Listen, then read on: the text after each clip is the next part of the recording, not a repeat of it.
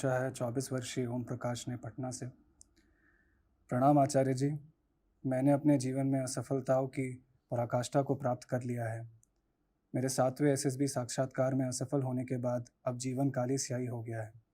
अतः मेरे मन में कई बार आत्महत्या के भी ख्याल आए, पर इतनी हिम्मत नहीं थी। मैं हीन भावना से ग्रसित हो गया हूँ आचार्य जी, और अब सब कुछ व्यर्थ सा लगने लगा है। अब आगे कुछ करने का दिल नहीं कर रहा है। मैं बहुत बड़ी दुविधा में फंसा हूँ। इस असफलता को मैं कैसे स्वीकार करूं? कृपया मुझे राह दिखाएं। प्रणाम। कह रहे हो मुझे असफलता की पराकाष्ठा मिल गई। पराकाष्ठाएं सब एक होती हैं। पराकाष्ठा माने चरम। जो किसी भी चरम पर पहुंच गया वो चरम पर ही पहुंच गया। तो बेकार का दावा तो करो मत कि पराकाष्ठा मिल गई। 7 बार कोशिश करी है जिस भी परीक्षा की बात कर रहे हो। 8वीं बार इसीलिए नहीं कर रहे होगे क्योंकि उम्र बढ़ गई होगी। अभी अगर सरकार अनुमति दे दे तो 7 बार और कोशिश करोगे। कौन सी पराकाष्ठा? अभी चरम आया कहां? चरम का अर्थ होता है अति हो गई। अब जितना हो गया उससे ऊंचा और अधिक कुछ हो नहीं सकता। उसको कहते हैं चरम, चरमोत्कर्ष, पराकाष्ठा। कहां सी पराकाष्ठा? ओवर एज हो जाने को पराकाष्ठा थोड़ी बोलते हैं।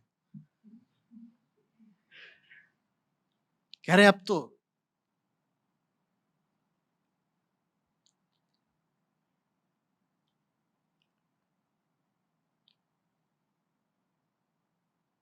कर क्या रहे थे 7 सालों से? और 7 भी कम बोल रहा हूं। 7 बार तो तुमने चढ़ाई करी है। उससे पहले तैयारी भी करी होगी 2-3 साल।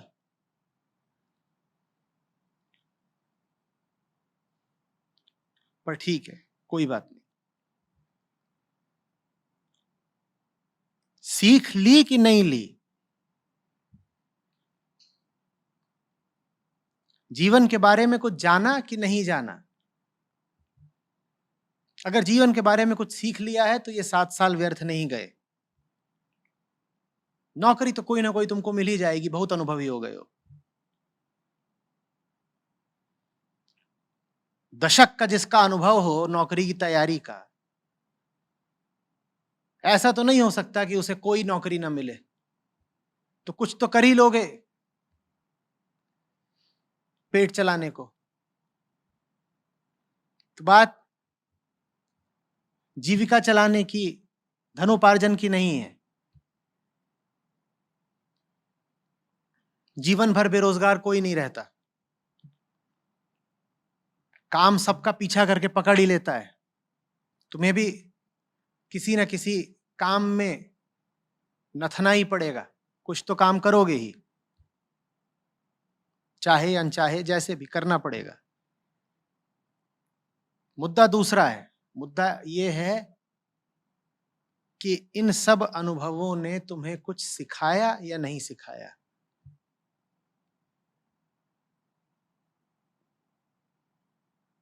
सीख लिया है अगर, तो परीक्षा में पहले ही प्रयास में सफलता से ज्यादा बड़ी सफलता मिल गई तुमको। दुखी और निराश होने की बिल्कुल कोई जरूरत नहीं है। और अगर अभी भी सीख नहीं ले रहे हो तो मैं पूछ रहा हूं, अब कब सीखोगे भैया? सीखो तो। चयनित हो रहे हो या नहीं, इसका निर्णय दूसरे कर सकते हैं। पर जीवन में जिन अनुभवों से गुजर रहे हो उनसे कुछ सीख रहे हो या नहीं, इसका निर्णय दूसरे नहीं कर सकते। इस पर दूसरों का कोई अधिकार नहीं है।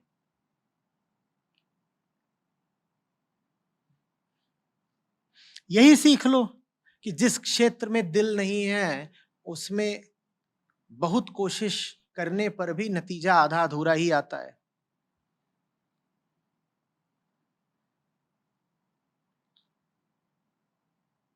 यही सीख लो कि जीवन न जाने कितने अवसर देता है। किसी एक चीज के पीछे हाथ धोकर पड़ जाना कहां तक उचित है? और वो जो एक चीज है जिसके पीछे पड़ रहे हो उसका नाम अगर सत्य हो, परमात्मा हो, तब बात दूसरी है। पर तुम जिस नौकरी के आकांक्षी हो उसका सत्य और परमात्मा से कितना लेना देना? और अगर नहीं लेना देना तो तुम ये दशक वाली साधना काहे कर रहे थे? ये सब तो ऋषियों मुनियों के लक्षण होते हैं कि एक चीज पर निगाह जमा ली, अब वही पानी है, एक टांग पर खड़े होकर तपस्या कर रहे हैं। इतनी ऊंची तपस्या किसी ऐसे के लिए ही की जाती है जो इस तपस्या के योग्य हो, है ना? इतना भाव किसी ऐसे को ही दिया जाता हो जिसका भाव इतना ऊंचा हो। ये तुम जिस भी नौकरी के पीछे जा रहे थे वो नौकरी है या भगवान हो गई कि लगे ही हुए हो, लगे ही हुए हो?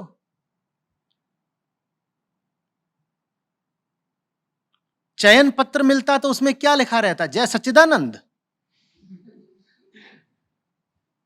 हमें आपको सूचित करते हुए अत्यंत हर्ष हो रहा है कि आपको निर्वाण की प्राप्ति हो गई है चौथे प्रयास में। ऑफर लेटर में ऐसा लिखा रहता क्या? और अब आप फलाना तारीख को आगे के प्रशिक्षण के लिए स्वर्ग में की ओर प्रस्थान करें। नौकरी ही तो है, किसी की हो, कुछ काम बताया जाता, वो काम करना था, उसको तुमने खुदा काहे बना लिया?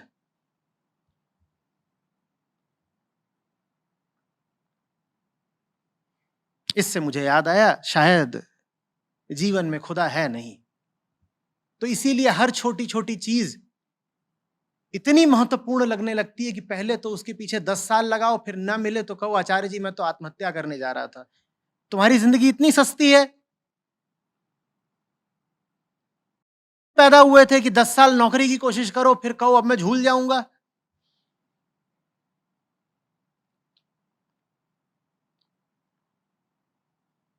और अगर मान लो पहले दूसरे प्रयास में सफलता मिल गई होती और वहां जी न लगा होता और पाते कि 1-2 साल करके त्यागपत्र दे दिया, तो अब तक तो तुम्हें नौकरी छोड़े भी 5 साल हो चुके होते।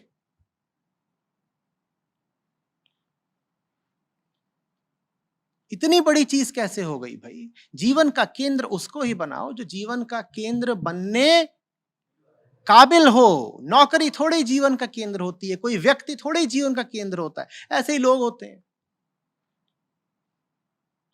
आचार्य जी मैं जान दे दूंगी, गुल्लू ने मुझे छोड़ दिया।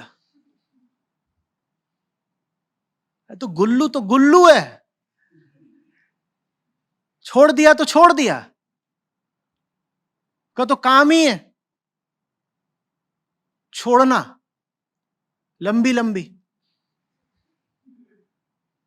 तुझे भी छोड़ दिया तो जान काहे दे रही है?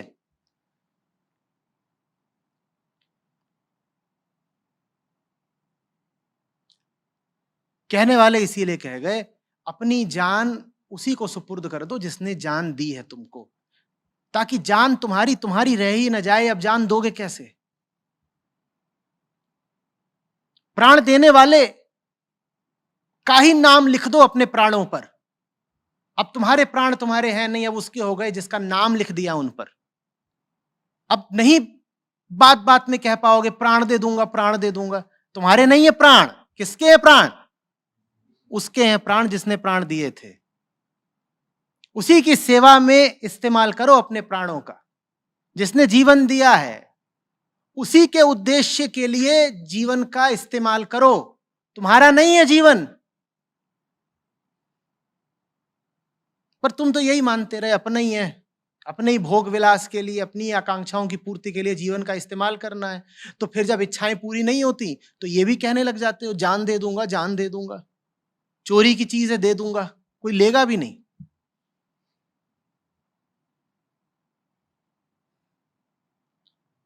उधार की चीज पर अपना स्वामित्व तो होता है क्या?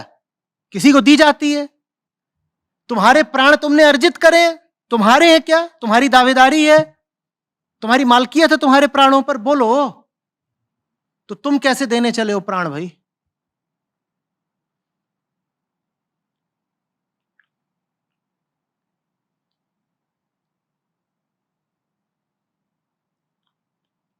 वही है बस एक बीमारी, जिंदगी गलत केंद्र से जी जा रही है। दिल में जिसको बैठाना था उसकी जगह और बहुत कुछ बैठा लिया। अब सरकारी नौकरी का लालच बैठा हुआ है दिल में। क्यों? सब जानते हैं क्यों। गाड़ी मिल जाएगी, सरकारी बंगला मिल जाएगा, कोई निकाल नहीं सकता, कोई निकाल नहीं सकता, बड़ा आनंद रहता है। अजीमो शान शहंशाह, 11 बजे जाओ, 12 बजे जाओ, 3 बजे वापस आओ, निकाल तो कोई सकता नहीं। इसको बोलते हैं जॉब सिक्योरिटी। ये जॉब सिक्योरिटी है, ये नर्क है। और दहेज भी बढ़िया मिलता है।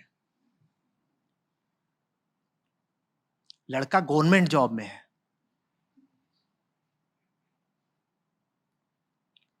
है, गवर्नमेंट जॉब करता है।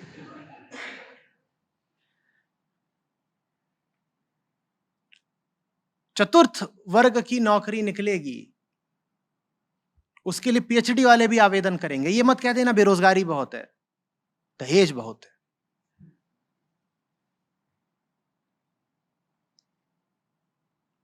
बेरोजगारी की बात नहीं है, बढ़ती हुई अर्थव्यवस्था है, कोई काम करना चाहे उसको बहुत अवसर है।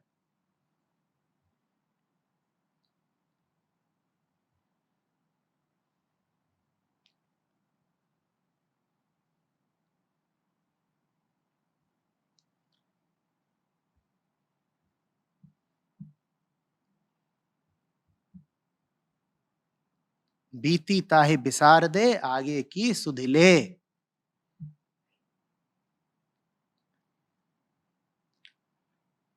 अतीत से जख्म नहीं लिए जाते, अतीत से सिर्फ सीख ली जाती है।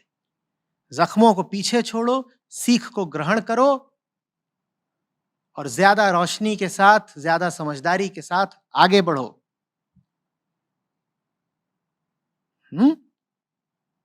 मन बिल्कुल छोटा करने की कोई जरूरत नहीं है, कोई नुकसान नहीं हो गया, छोटे नहीं हो गए, झुक नहीं गए, हार नहीं गए। यहां तो जो जीते हुए हैं उन्होंने भी क्या पा लिया?